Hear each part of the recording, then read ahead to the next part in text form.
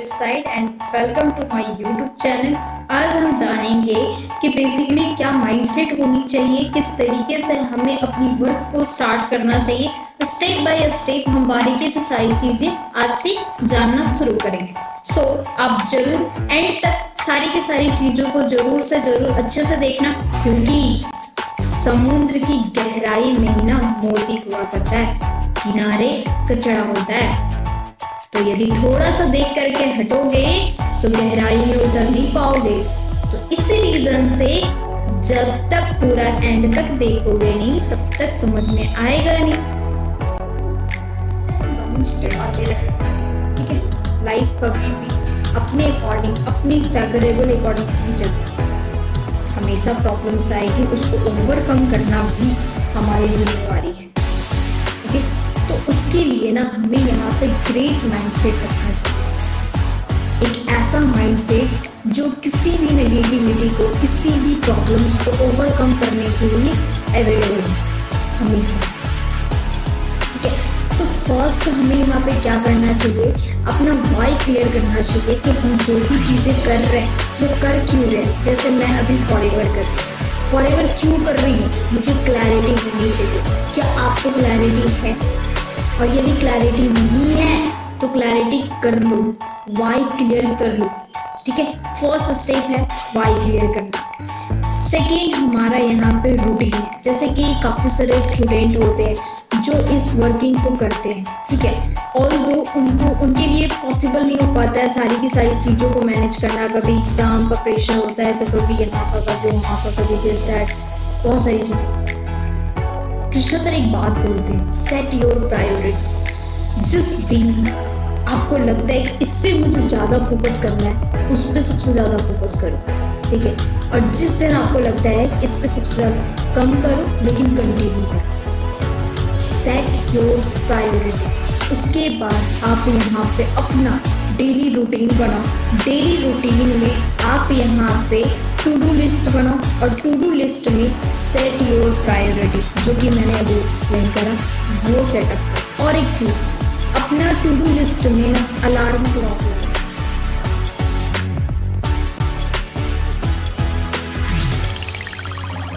जो हमारा होता है वो होता है हमारा गोल। अब हमें पता चल चुका है कि हमें करना क्यों है।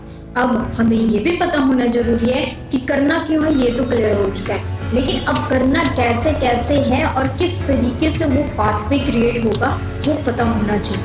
ठीक है, यदि मैं आपको बोलूँ कि आपको जाना कहाँ है और आपको पता ही ना हो कि आपको जाना कहाँ है तो कोई फायदा है सफर में निकलने का? कोई फायदा नहीं। तो उसी तरीके से यहाँ पे फॉरएवर लिविंग प्रोडक्ट में यदि आप काम कर रहे हैं, ठीक है, अगर यदि आप अचीवेबल इकोसिस्टम का पार्ट हो तो सबसे ज़्यादा इम्पॉर्टेंट है गोल। गोल को सेट करना है। इसमें 3 कैटेगरीज होती है। फर्स्ट हमारा होता है शॉर्ट टर्म गोल। तो शॉर्ट टर्म गोल्स को आप अपने अकॉर्डिंग सेट कर, अगर वो 2 मंथ के अंदर अंदर करना है और 6 महीने के अंदर अंदर करना है, आप उसको सेट करो। Short term goal. Short term goal में आप यहाँ पे फाइनेंशियल गोल सेट करो, ठीक है, पर्सनालिटी गोल सेट करो और मेटेरियलिस्टिक गोल सेट करो। सेकेंड हमारा आता है क्या, मिड टर्म गोल। ठीक है, 1 साल के बीच में आपको क्या क्या चीजें करनी है आप वो सेट करो। फिर आपका आता है long term goal. Long term goal 5 साल के अंदर अंदर आपको क्या क्या चीजें करनी है, या फिर 5 साल से लेकर के 10 साल के बीच में आपका क्या क्या चीजें करनी है, ये चीजें आप लिखो। मेटेरियलिस्टिक गोल, फाइनेंशियल गोल और पर्सनालिटी गोल। इसके अकॉर्डिंग क्या होगा, आपका विजन स्ट्रांग हो जाएगा, आपका वाई और ज्यादा पावरफुल हो जाएगा। बोला जाता है ना, विजनरी पीपल हमेशा दूर का सोचते हैं, आज और कल का नहीं सोचते। क्या करना है, नॉलेज गेन करनी है। बिकॉज कॉन्फिडेंस के लिए, confidence always come from good knowledge.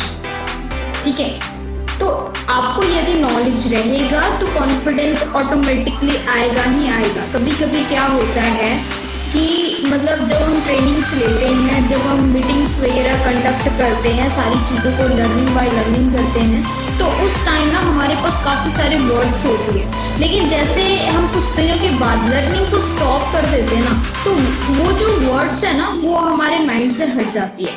तो बेसिकली हमें यहाँ पे कंसिस्टेंसी के साथ कुछ ना कुछ लर्निंग करते रहना चाहिए। और आप अचीवर क्लब में हो तो आपको ऑलरेडी कोर्सेज वगैरह मिल चुकी है, आप कोर्सेज को अच्छे से ध्यान से उस चीज को अटेन कीजिए, ठीक है, तभी जाकर के आप यहाँ पे ग्रो कर। डेली बेसिस पे आपको अपना ब्रेन को ट्रेन करनी है। फर्स्टली आपको यहाँ पे डेली कॉलिंग करना है, daily follow, daily invitation, daily आपका क्लोजिंग, हर एक चीज डेली करना, क्योंकि अगर जैसे फ्लो टूट जाए ना तो फ्लो टूटने के बाद बहुत मुश्किल होता है वापस से वो एनर्जी लाने में।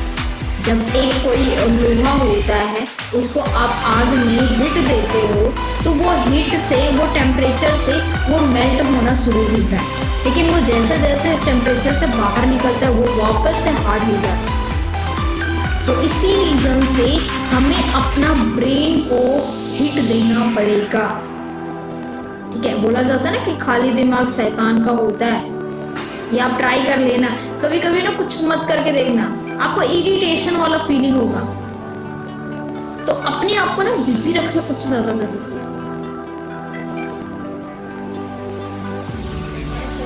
आता है इन्विटेशन का, और इन्विटेशन में कुछ चीजें हैं जिसको ध्यान में रखना सबसे ज्यादा इम्पोर्टेंट है, सबसे ज्यादा। तो फर्स्ट हमारा यहाँ पे आता है boldness and positive conversation. Impactful conversation होना जरूरी है, पॉजिटिव कॉन्वर्सेशन होना जरूरी है, ठीक है। उसके बाद हमारा आता है choice your words. Choice your words क्यों? क्योंकि कभी कभी क्या होता है, कॉल पे या तो ओवर फ्रेंडली हो जाते हैं या तो ओवर हम प्रोफेशनल हो जाते हैं, तो इसको मैनेज करके चलना पड़ेगा। आप जो वर्ड यूज कर रहे हो ना उसी से पर्सन आपको या तो फ्रेंडली ले लेगा या तो फिर आप बहुत ज्यादा प्रोफेशनल हो जाओगे, ठीक है। उसके बाद आता है यहाँ पे पॉजिटिव इम्पैक्टफुल कॉन्वर्सेशन।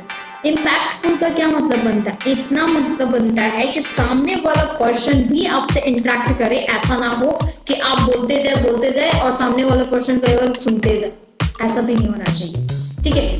तो इस चीज का ध्यान रखना है। उसके बाद वर्क एज व्हाटएवर, आप जो भी लेवल पे पहुंचना चाहते हो उस जैसा आपको वर्क करना पड़ेगा। जैसे मैं आज सुपरवाइजर हूँ, मुझे असिस्टेंट मैनेजर बनना है, तो मैं असिस्टेंट मैनेजर के जैसा वर्किंग को करने के लिए सोचूंगी, उसके अकॉर्डिंग वर्क करूंगी। उस पोजीशन में जो वर्क लोग करते हैं, उस पोजीशन में जो रह करके वर्क करते हैं, उसको मुझे किसी पोजीशन पे करना पड़ेगा, ठीक है। उसके बाद हमारा आता है पॉजिटिव डोमिनेट। याद रखना, कभी कभी प्रोस्पेक्ट हमारे ऊपर हावी हो जाता है, ऐसा गलती से भी नहीं होना चाहिए। देखो, पर्सन सीरियस होकर के आएगा, वो तभी आएगा जब आप उसको सीरियस होने दो। यदि वो क्वेश्चन कर रहा है, आप यहाँ पे लाइक कर रहे हो, उसको प्रॉपर गाइड नहीं कर पा रहे, कुछ ना कुछ कमी जरूर हो रही है जिसकी वजह से वो आपसे क्रॉस क्वेश्चन कर रहा है, और ये नहीं होना चाहिए। तो इस रीजन से आपको उस पर डोमिनेट होना है, पॉजिटिव डोमिनेट होना है, ठीक है। अब इसके बाद हमारा इन्विटेशन का आता है पार्ट। तो इन्विटेशन में बेसिकली 3 स्टेप्स होते हैं। First, introductory part. Introductory part में क्या होता है, सामने वाला पर्सन और अपने बारे में इंट्रोडक्शन शेयर करना होता है, सामने वाला पर्सन का इंट्रोडक्शन जानना होता है। दूसरा हमारा आता है इन्फॉर्मेटिव पार्ट। इन्फॉर्मेटिव पार्ट में बेसिकली हम वर्क के बारे में एक्सप्लेन करते हैं कि हमारा एग्जैक्टली वर्क को लेकर के बेसिक नॉलेज उनको देना होता है। उसके बाद थर्ड स्टेप आता है यहाँ पे कॉल टू एक्शन। देखो, कॉल टू एक्शन में 3 चीजें होती है। फेयर ऑफ लॉस, जिससे पर्सन सीरियस होगा कि वो अकेले नहीं है, उसके अलावा भी लोग हैं, ठीक है। उसके बाद आपको यहाँ पे अर्जेंसी क्रिएट करना पड़ेगा कि अभी ही आपको व्हाट्सएप पे मैसेज करना पड़ेगा, बाद में यदि आप करते हो तो हो सकता है कि आपको चांस ना मिले। तीसरा, आपको हाइप क्रिएट करना होगा वीडियो, ठीक है। तो ये 3 कॉम्बिनेशन जब आपका अच्छे से मैच होता है तो रिजल्ट काफी बेटर आती है। यदि इन तीनों में थोड़ा भी ढील पड़ती है तो रिजल्ट का रेशियो बहुत खराब होता है, बहुत ज्यादा। तो बेसिकली इन्विटेशन में ना ये सारी चीजें बहुत ज्यादा मैटर करता है। बाकी हम लोग सीखेंगे कल फॉलोअप्स के बारे में, जिसमें फॉलोअप का मैं कुछ स्क्रिप्ट बताऊंगी, कुछ पॉइंट्स बताऊंगी जो इम्पोर्टेंट रहेगा। 1 to 1 देखो पर्सन के अकॉर्डिंग हर एक चीज चेंज तो नहीं बोलनी है, बट कुछ पॉइंट्स हमें जरूर याद रखना चाहिए, जिससे हमारे माइंड में क्लैरिटी हो जाए कि इस तरीके से हमें जाना है। ठीक है, तो थैंक यू सो मच इस वीडियो को